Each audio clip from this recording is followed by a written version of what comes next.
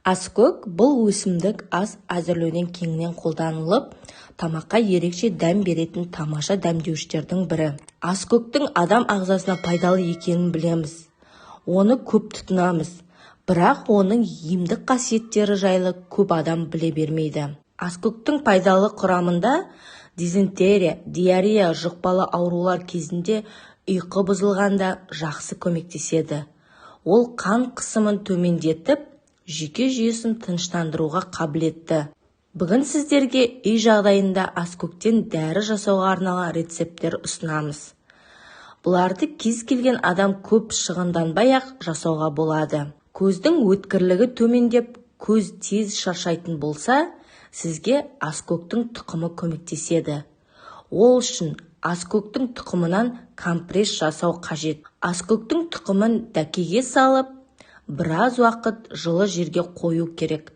Содан соң оны көзге 20 минут қоямыз. 20 минуттан соң көзіңізге айтарлықтай жеңілдік сезінесіздер. Бұл әдіс сондай-ақ көз айналасындағы әжімдерді тегістейді, ісіну және қабақтың қызаруын азайтады. Аскөкті кептіріп, жағып, күлін жазылмай жүрген жараға сепсе, ол тез жазылады. Ұрық дәнін ұнтақтап, ауызға салып сорып жүрсе, ыстықты қолма-қол тияды.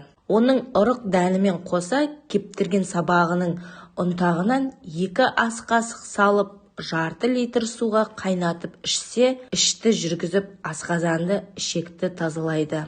Қарапайым тұнба.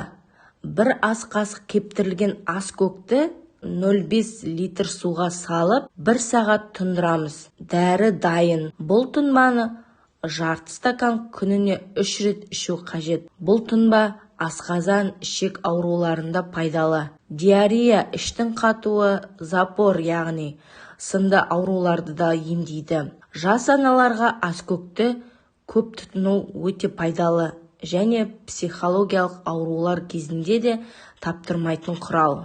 Аскөк шілде-тамыз айларында гүлдеп, қыркүйек айында дәні піседі. Тұқымының құрамында эфир майы 3%-ға дейін болады. Одан су буымен айдау арқылы басқа да май түрлерін өндіреді.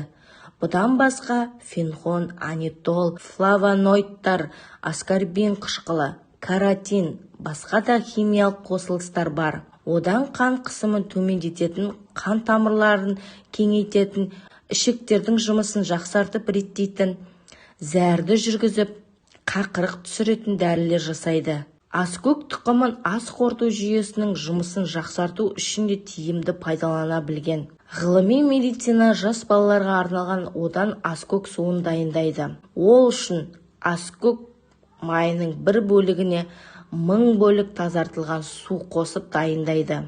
Аскөктің ұнтақталған дәнінен 1 шай қасықты 1 стакан қайнап тұрған суға салып, жабық ыдыста 1 сағат бұқтырады. Хош иісті аскөк дәндері ресми және дәстүрлі медицинада, косметологияда және ароматерапияда қолданылады.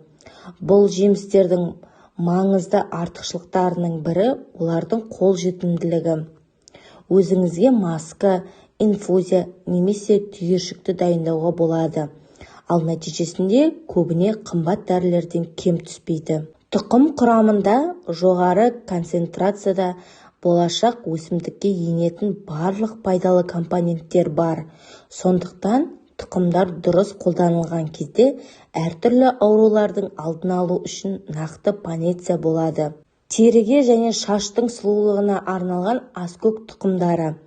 Бұл тұқымның бөлігі болып табылатын никотин қышқылы трахеология саласында өте құнды.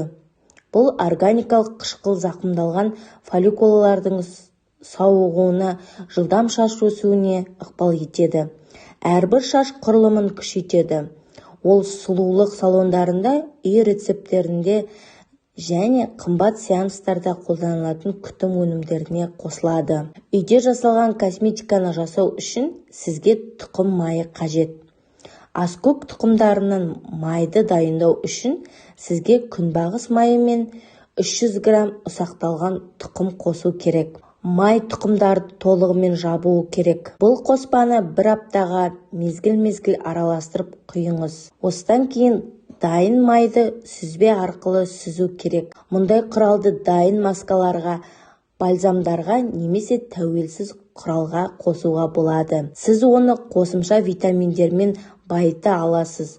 Сонан соң нәтиже тезірек көрінеді. Капсуладағы күрделі витаминдер, мысалы аявит, немесе мұндай ерітінді А дәрумені, Е дәрумені болады. Майды шаш тамырларына немесе бүкіл ұзындыққа қолдануға болады. Ол тіпті майға және аралас типке сай келеді. Витаминдер кешенінің және пайдалы элементтерінің арқасында бұл құрал дене мен шаштың бүкіл терісі үшін де бірдей пайдалы. Таңертең тіпті шай қасықтан ішуіңізге болады.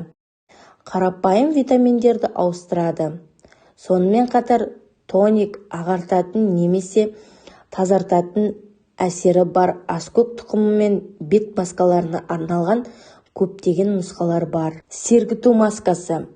Сергіту маскасын қалай жасаймыз? Сіз ерітіндідегі 100 тұқымын ұнтақтап, оларға бал қосыңыз.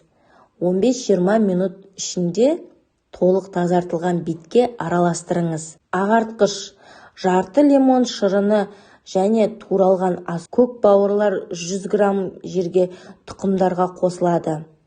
Жарықтандырудан басқа мұндай масканы жарты сағат бойы ұстау керек. Ол тазарту функциясын орындайды және тесіктерді күшейтеді. Құрғақ терісі бар адамдарға қолайлы емес. Құрғақ теріге арналған аскөк маскасы. Ұсақталған дәндерден алынған целлюлозаға бір ас қасық табиғи қаймақ пен Е витаминінің бір капсуласын немесе бірнеше тамшы ерітіндісін қосыңыз. Мұндай масканы 10-15 минутқа жағыңыз. Бұл құралды аптасына 2 реттен артық емес қолдану ұсынылады. Көріп отырғаныңыздай, оларды алуға және дайындауға оңай. Сондай-ақ көп қолдануға болады. Аскөк тұқымы медицинада және косметологияда қолжетімді, кең таралған пайдалы құрал. Майы хош иісті лампаға сіз дәстүрлі медицинада аурулардың алдын алу немесе көмекші әдістер ретінде ғана қатыса аласыз. Диагнозға келгенде халық денсаулығы үшін алдын ала белгіленген дәрілік терапиядан бас тарту денсаулыққа қауіпті. Егер олар аурулармен толықтай күресе алса, онда фармацевтика мүлдем пайда болмас еді. Оны асықпаңыз. Келесі видеода кездескенше сау болыңыздар.